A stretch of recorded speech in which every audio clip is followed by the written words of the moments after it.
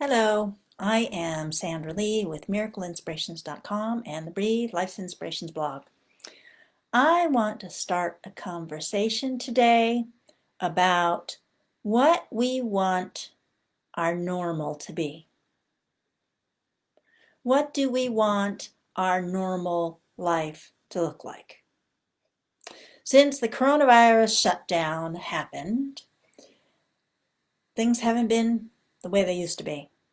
And then with all of the social unrest going on, things are even more not normal. What do we want our future life to look like? Our future life for ourselves and from a health perspective and health and safety, from a future perspective when it comes to how we interact with people in the world, with our ability to travel, with our ability to live our lives the way we want to live, with our ability to be able to be the people we want to be in relationship with the people we care about. Able to have recreational activities and go to restaurants. Do the things we want to do. What do we want our normal life to look like? Because if I look at what's going on with the media and even some of the government, they are making it seem like some of the crazy things that are going on right now, we're just going to have to consider those to be part of what life is going to be like moving forward. Are you willing to accept that? Because I'm not. Those are not acceptable parts of my normal. So I'm going to talk about this from two perspectives because we really have two different sets of dynamics that are feeding into this. So first, let's talk about health and safety.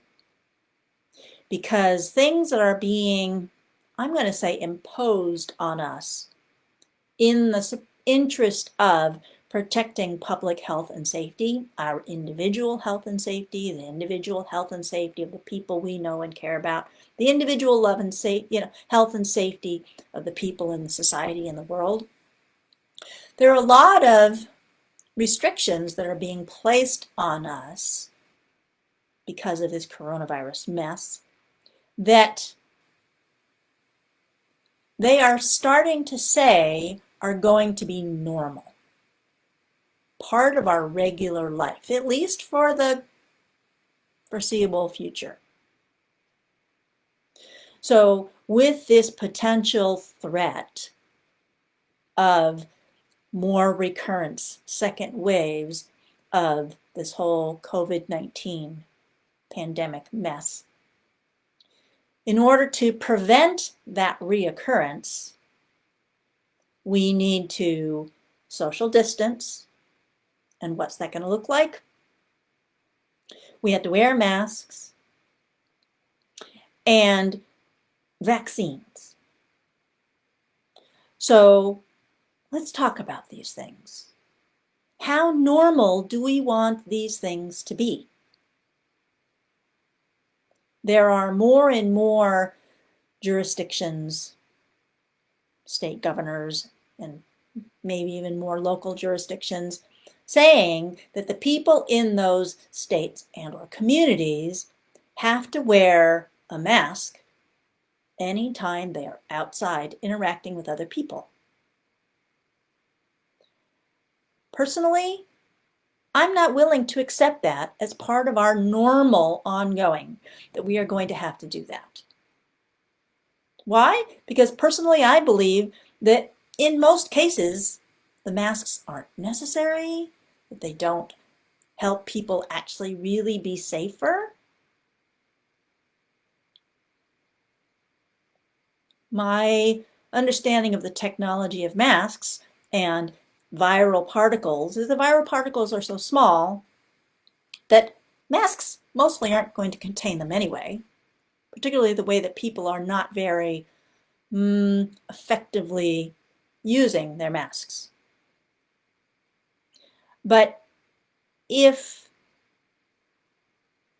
there are a variety of different things that impact the effectiveness of the mask in performing the function that we say it's supposed to have, just say that it is effective.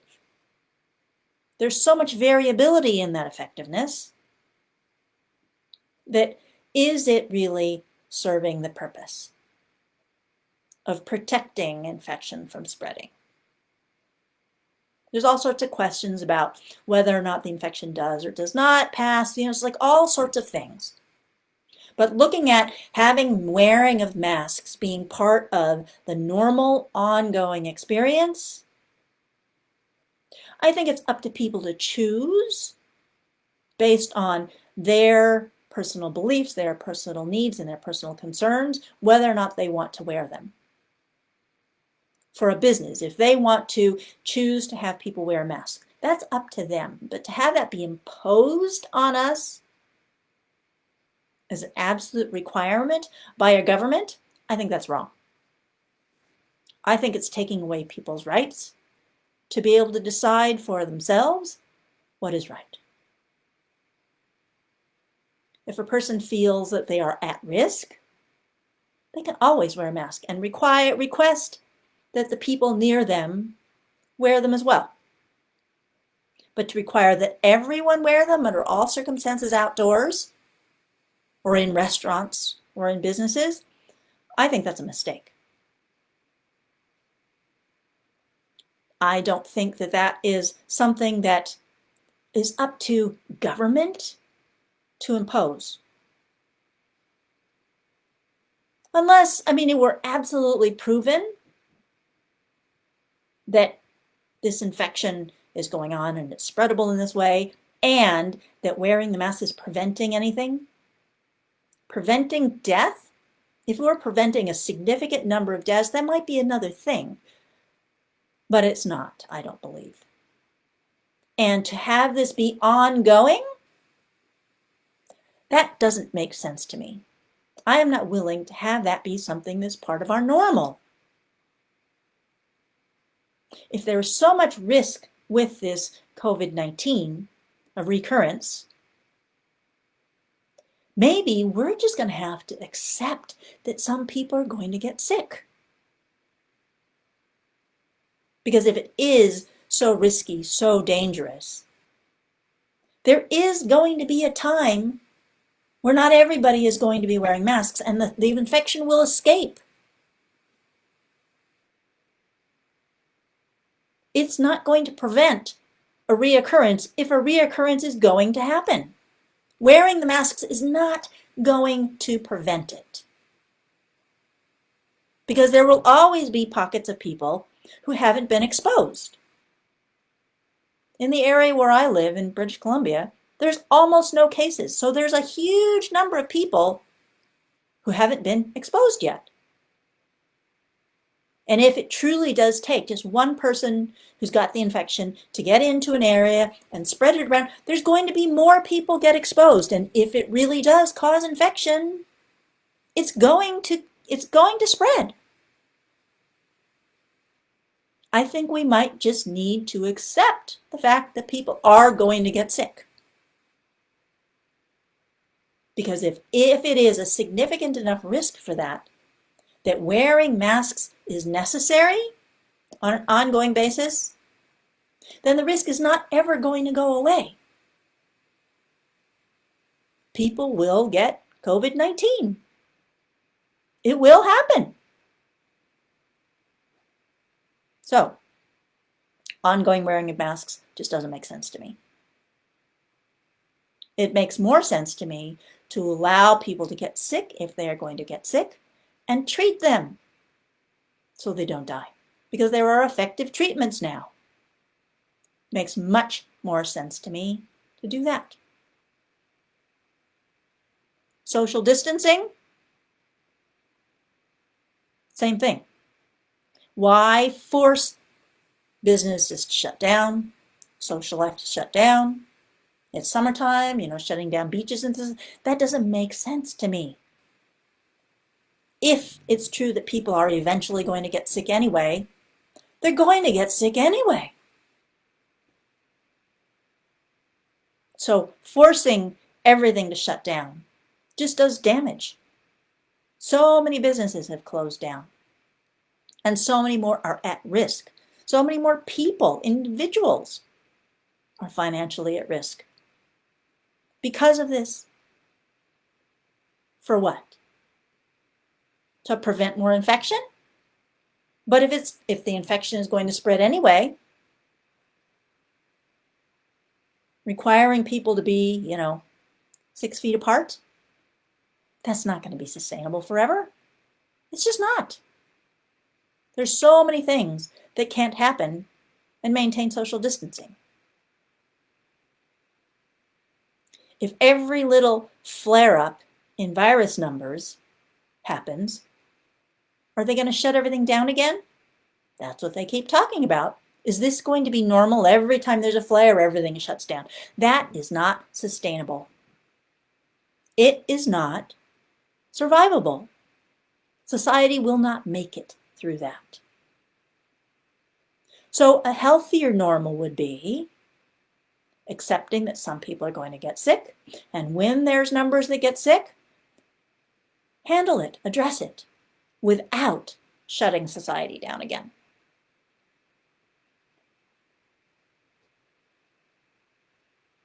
Now let's talk about the third component, the vaccines. Personally, I'm not a proponent of using vaccines in most cases anyway, because all of my education about this, everything I've learned about this, shows that they don't necessarily work the way they are intended. But let's look at this COVID-19 vaccine that they are pushing through the testing. Development of a vaccine should take a long time because they have to develop the product, they have to test it in animals, test it in humans, and see what the long-term effects are of this vaccine. They haven't done that. They're rushing the testing. They're rushing the approval of the COVID-19 vaccine, whatever it is they're going to call it. There's not enough time to prove that it is effective at protecting people from the virus and not harming people. They don't know that because they haven't gone through even the normal process of developing vaccine and the testing that should follow. Now, truth is, none of the vaccines have been properly tested. They don't do controlled trials, blinded controlled trials of any of the vaccines. But that's another story. But they've rushed this vaccine even more than usual because they want it to come out so people can use it and everybody can take the vaccine. Let's talk about coronavirus vaccines. They have been trying to develop coronavirus vaccines for a really long time, and they have been unsuccessful at doing so. Coronaviruses are very common. My understanding is coronaviruses contribute to the common cold. It's either the common cold or flu or whatever. But they've been trying to develop coronavirus vaccines for a very long time. There are many different versions of the coronavirus that have come in and affected us. SARS was one. And they have been trying to develop coronavirus vaccines for a long time. And they've unsuccessfully been able to do it. They have not done it. Why? So let's look at the animal testing of these coronavirus vaccines that they have tried to develop. Because if they were able to develop one, I think it's for the common cold, right? Coronavirus vaccines. If they were developed successfully, a vaccine, huge moneymaker for the pharmaceutical companies, huge moneymaker. So there's a lot of motivation for them to be able to develop this vaccine, any coronavirus vaccine that's effective. So when they give the vaccine to the animal does develop the antibodies that show that there is immunity to what was in the vaccine. So in that respect, it's effective. But what happens when they expose the animal who has developed this immunity because of vaccine? What happens when they expose the animal to the actual virus? In the case of the coronavirus vaccines, what happens to the animal is they respond to the exposure of the actual virus with a big, huge flare of their immune system, and the animal dies. You give the animal a vaccine, they form an immune response to the vaccine, which is what they want. But you expose them to the actual causative agent, and the immune system flares up and the animal dies. It causes an overactivation of the immune system. So that's why they haven't been successful in developing a safe and effective coronavirus vaccine in the past for any of the previous coronaviruses. This is a not supposedly novel coronavirus, COVID-19. So this one's different. And so they think they're going to be able to develop a safe and effective vaccine for COVID-19 when they haven't for any of the other coronaviruses. There's something about coronaviruses that gives this different kind of immune response. So, would you go get the coronavirus, the COVID-19 vaccine when they come out with it? No way am I going to get it. Of course, I also don't get flu shots. But again, that's another story. But looking at the track record for them developing coronavirus vaccines and why it is so unsuccessful, I was like, no, I'm not going to do it. Does not make sense to me. Now, if you get into the whole theory of how vaccines in general work, that also just, doesn't make sense, because vaccines are full of poisons, poison chemicals, all sorts of different things that they don't tell you what's in there. There is a whole long story about that. So putting all these toxins into the body is supposedly what causes the immune system to respond to the infectious agent that they are putting in there. And that's how they say you're going to develop the immunity. They put mercury and aluminum and, all kinds of other gunk, garbage, nasty chemicals in those vaccines, as well as, so it's like genetic material from monkeys or, whatever. Who knows what's in this coronavirus vaccine? Who knows? So there is a theory that the people who really get sick with COVID-19 are actually the ones who received flu shots. They encourage older people in particular to get flu shots to protect them. Could it be that something that is in the test coronavirus vaccines is actually in the flu vaccine?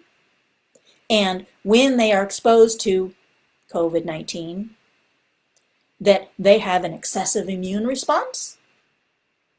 Because that's part of what we see in the people who have this COVID-19, right? There are aspects of their immune system that are overactivated. And I believe that some of the treatments that are proving to be effective, right, part of how they work is that they calm parts of the immune system down. Because in response to exposure, their immune activation is excessive, causing these people to have problems with their lungs and possibly their hearts and all these other things. So if part of what has these people be so reactive to COVID-19 is possibly they were exposed to something in a vaccine previously, gotta wonder, is that part of why so many older people are susceptible? Could it be because of exposure to previous vaccines? They're not looking at that. They're not studying that. And, to talk a little bit about flu vaccines, right? When they develop a few flu vaccines, supposedly, it's based on the previous year's virus. But if this year's virus is not the same as last year's virus, how is a vaccine in response to last year's virus going to help me this year? It's a lot more complicated than that. But is there something in the vaccines that people already have had that is causing their immune systems to blow up when exposed to what for most people is a pretty innocuous virus? We don't know. So I think I covered my points when it comes to vaccines. Really what we need to do is just need to support people in being healthy, because when people are healthy, if they get exposed, they don't get sick. Or if they get sick, they get small sick, not big sick. So keep people healthy in the first place, which has been one of my big things anyway, and that's why I talk so much about food. Because food is a big part of how we're supposed to be healthy in the first place. Food and releasing stress, which is another thing I talk about. So help people be healthy. If they get sick, then give them the effective treatments, because there are effective treatments. Keep them off the ventilators, and then they get better. Ta-da! Coronavirus. That's what I think would be more normal. Helping people be healthy. And seeing the other people who are on here, I know you're interested in helping people be healthy too. Okay, now let's talk about the social unrest and the Black Lives Matter mess and all of the social disturbance. That is really, we are becoming conditioned to consider this normal too. Why? This doesn't make sense to me. I do appreciate and think that it has been a valuable contribution to our society to have the awareness of the history of how Black people have been treated, minorities in general as well, but Black people have been treated in the whole slavery piece. There are a lot of things that I personally have learned about how things were in the past and how there is still discrimination showing up, racism showing up in daily life now, present life. I think it has been very valuable helping people be more aware of the ways in which this is showing up now. Because that enables us, with that awareness, to be able to do something about it and change. There are a lot of people out there. I think really most of the people out there want to be aware of how discrimination is happening and to help us all collectively shift to a different place so that there's just generally less discrimination. Less racism. I believe that most of the people want that. I certainly do. And now that I am more aware of the ways in which discrimination has continued to exist, I'm going to be more aware of it. So, hurrah to that. And if there's any more, like, really ways in which this is showing up, I want to know about it. What I wish would stop now, calm down, is all of the circumstances where people are seeking for reasons to be upset, seeking for things to call racism, seeking for things to call discrimination, and taking little things and blowing them up to be so big that it takes over everything.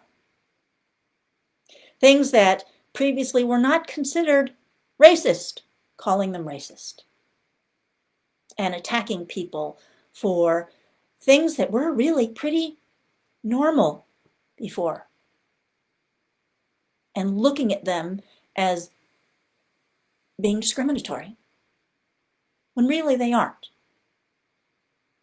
So an example is something that I've seen people getting upset about, mostly on the media is where I see this, is people who are wearing ethnic clothing that originated from a people in another country, and having people who are not from that country, not of that race, wearing those clothes, that is now being considered racist.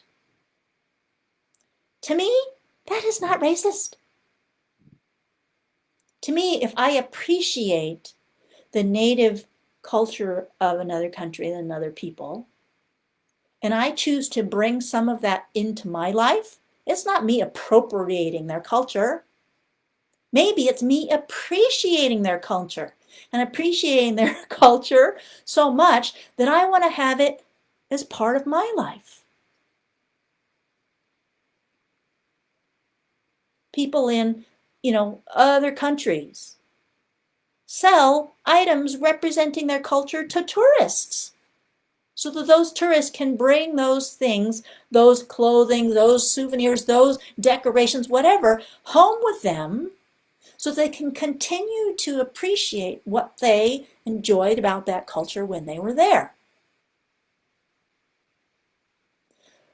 So if I choose to wear clothing from another culture, why can't that be me appreciating that culture, that people? I've even heard this when it comes to food. People who write cookbooks starting to think that if I put a cultural recipe into my cookbook, or I share it on my website, am I appropriating that culture? And is that racism? To me, that's crazy. That's crazy. Why can't it be like me going to an ethnic restaurant because I appreciate that food, I appreciate that culture? And maybe I might want to make that food, or something that is kind of like that food, out of appreciation for that culture and what that culture offers, the gifts, the special gifts and contributions that that culture makes through their food, or through their clothing, or through their decorations. People go to other countries and buy things to put on their wall. Is that racism? No. To me, looking for reasons to be offended by those things, that's actually more racist than just accepting. People enjoy other people's cultures and want to continue to enjoy them and have those be parts of their lives, so that I can be grateful that there is this diversity in the world. But calling it racism, to me, is more racist than just accepting that people appreciate each other, that we appreciate the diversity that we have in the world. And going through life looking for every possible opportunity to be offended by something, that just doesn't make sense to me. That sets me up for stress, to be worried. Am I stepping on somebody's toes? Am I causing damage to some person and their culture? When that is completely not my intention.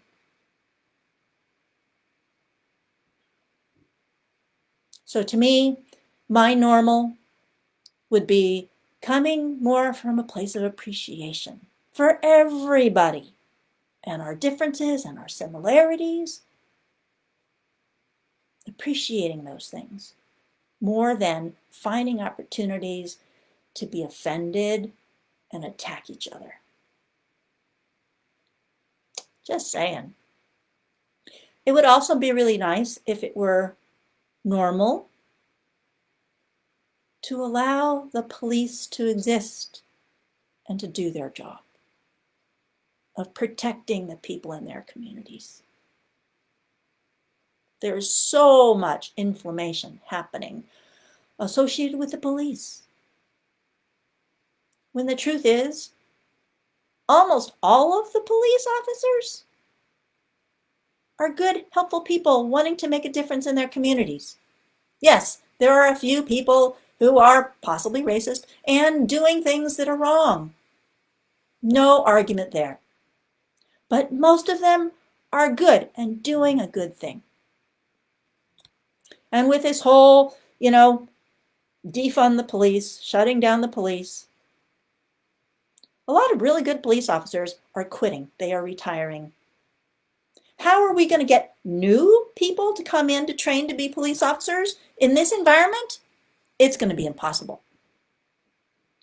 And in places where they have shut down police or reduced police, the amount of crime and murder and violence is going sky high. Ridiculous how many more murders there are when the police aren't able to operate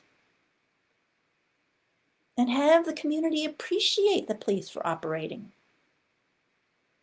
If the police have to defend every action they take, are they going to take appropriate actions, or are they going to second guess?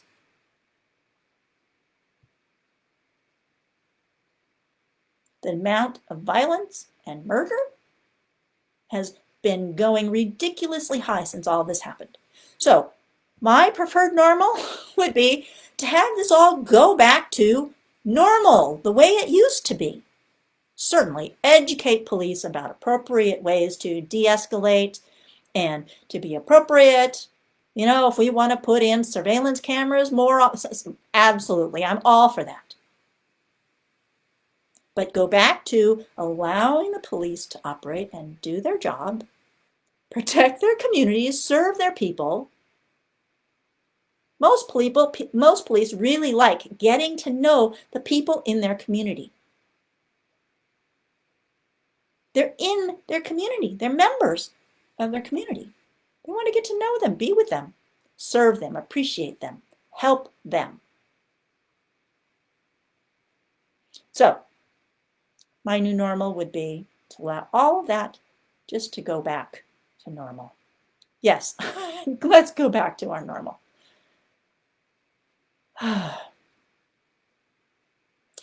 And part of my normal would be for people to live their lives interacting with people, looking for things to appreciate, to be grateful for. And I know when I am in my world, I look for opportunities to contribute to people.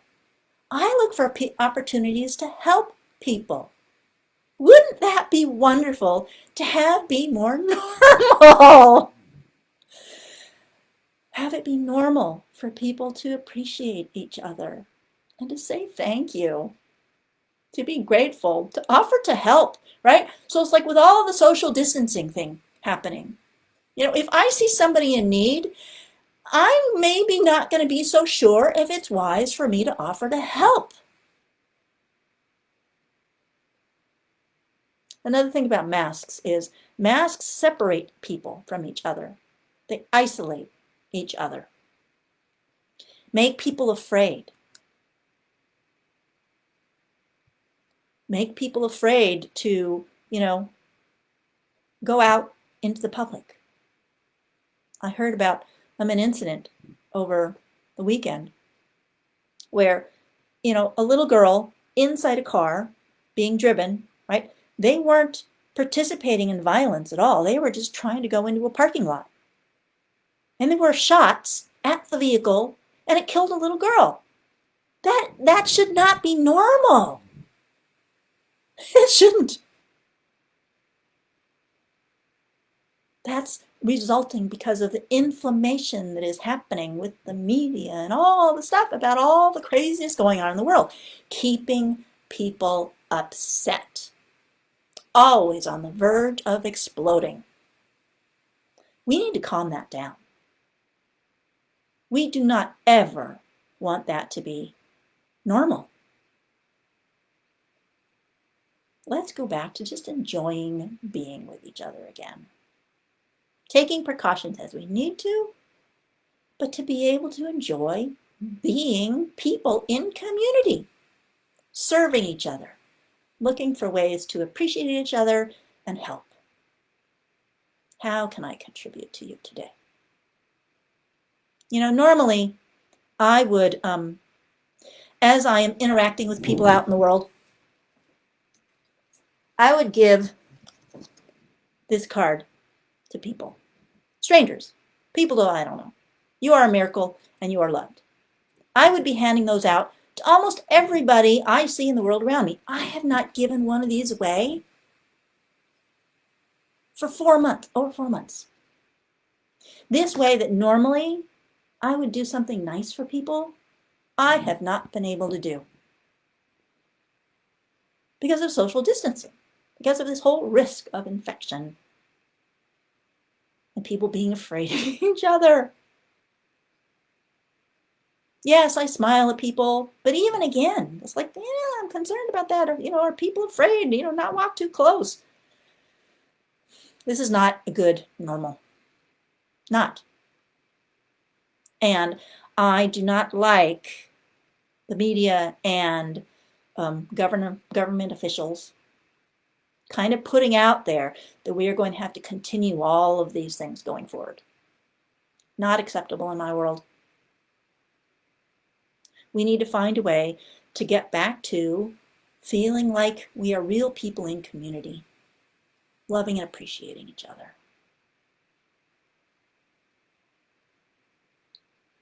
If there's anybody on who has anything else they want to offer, I'm happy to read it out. What would be nice to have be normal? Totally other areas. Getting rid of the chemicals in our food. Stop spraying our food with pesticides and herbicides because those are poisoning us, keeping us from being healthy.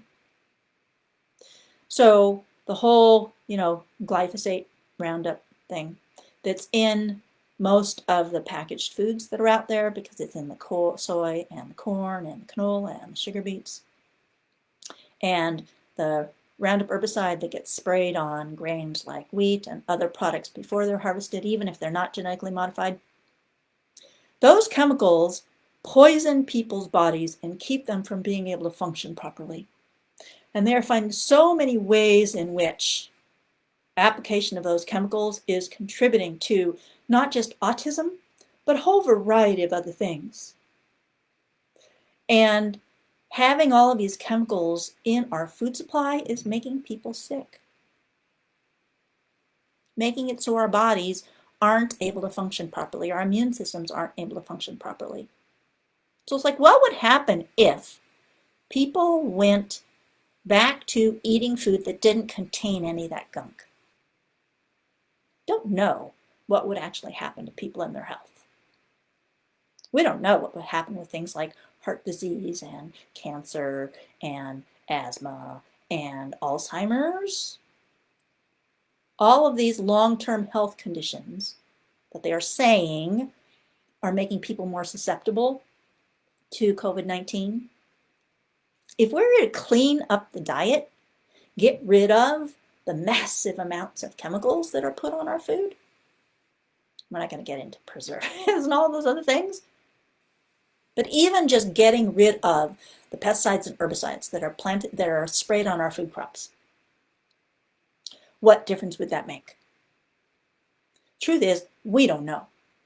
But the number of dis-ease conditions that have escalated in parallel with the amount of herbicide, Roundup herbicide and genetically modified crops.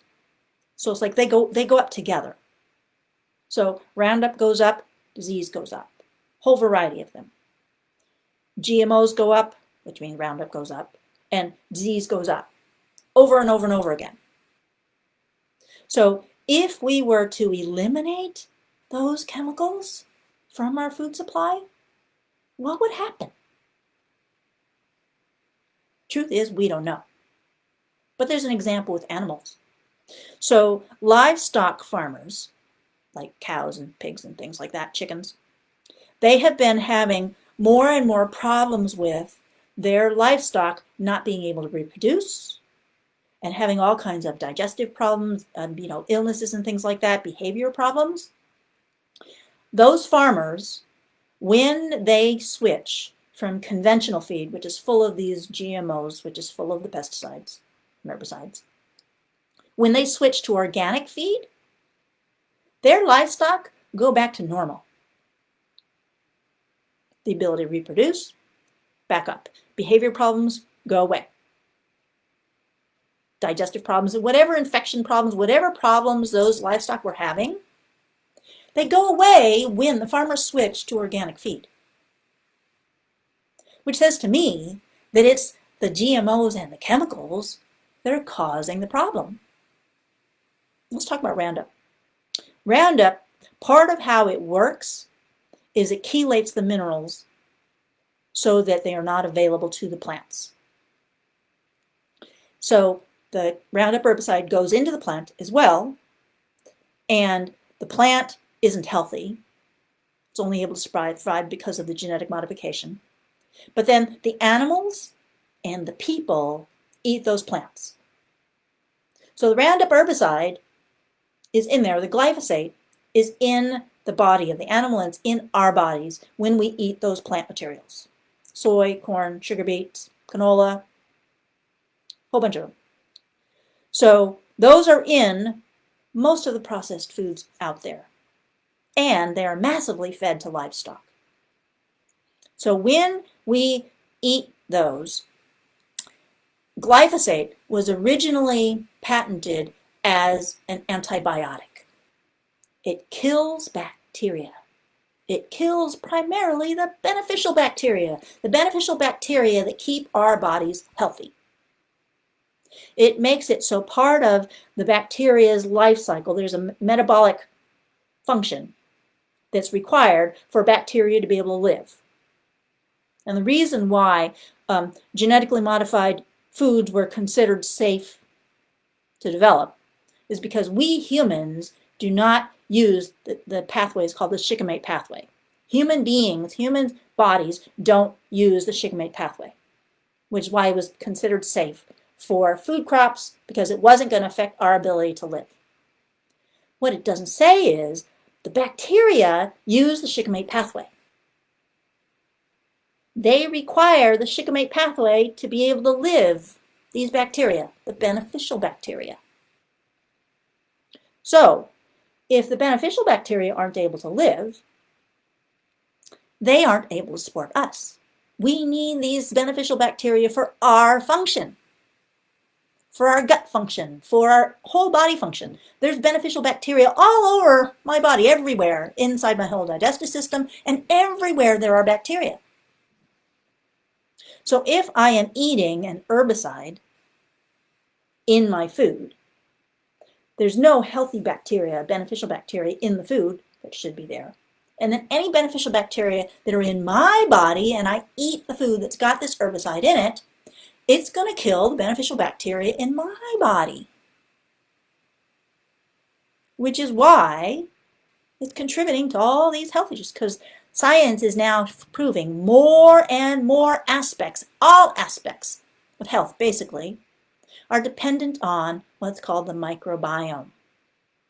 The health of the beneficial bacteria populations in the body. Beneficial bacteria, beneficial funguses, even beneficial viruses. There's a ton of viral DNA in our DNA. Over the eons, viruses have been incorporated into our DNA, obviously for a reason. Must be helping us in some way. So we can't just kill all the viruses. It's not possible. So anyway, when we eat the foods that contain the glyphosate and the other chemicals, right, it causes microbial imbalance, which contributes to health issues. So if we want people to be healthier so they are not susceptible to COVID-19 or any other illness. I haven't been sick in so long, a really long time, since I've been actually sick. Because I'm healthy. I'm just not susceptible to the things that are going around. So if we support everybody in being healthy, what would happen if people, older people, who live in, care facilities, what would happen if we gave them the nutrients that they need to actually be healthy? What a concept! Then maybe they wouldn't be susceptible to COVID-19, certainly, but maybe they would also have improvement in whatever other health conditions they have going on. Let's just be healthier. That would be great to have being normal. To have more people eat real food and cook their food on their own rather than buying everything from a package. So, thank you all for being on with me, being part of this conversation. Sandra Lee with miracleinspirations.com and the Breathe Life Inspirations blog. Appreciate your comments. Anything you have to share. Bye.